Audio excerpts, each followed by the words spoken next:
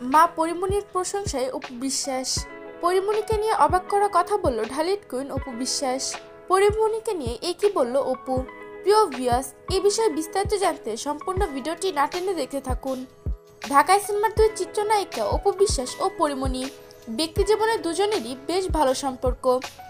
বিভিন্ন অনুষ্ঠান কিংবা আয়োজনে একসঙ্গে দেখা যায় তাদের।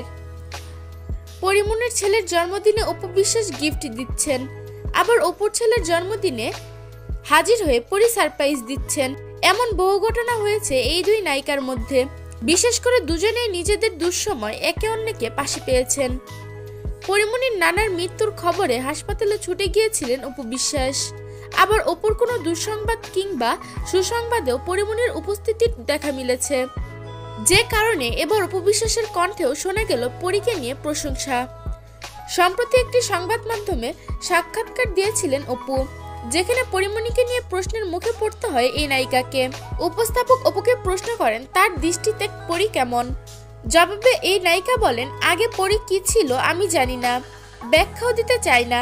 তবে অপু বিশ্বাসও মা পরি হতে পারিনি, সে এতটা সম্মানের ঊর্ধ্বে চলে গেছে। কিছুদিন আগে দ্বিতীয় সন্তানের মা হয়েছেন পরিমণি।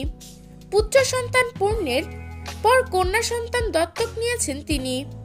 এরই মধ্যে শুরু করেছেন তার পরবর্তী সিনেমার শুটিং।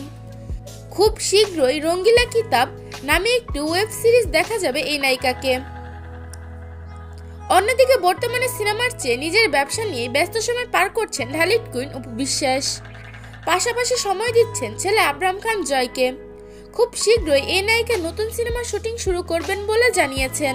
প্রিয় ভিউয়ার্স, পরিমণিকে নিয়ে অপুর এরকম মন্তব্য আপনাদের কাছে কিরকম লাগলো সেটা জানিয়ে দিবেন আমাদের কমেন্ট বক্স।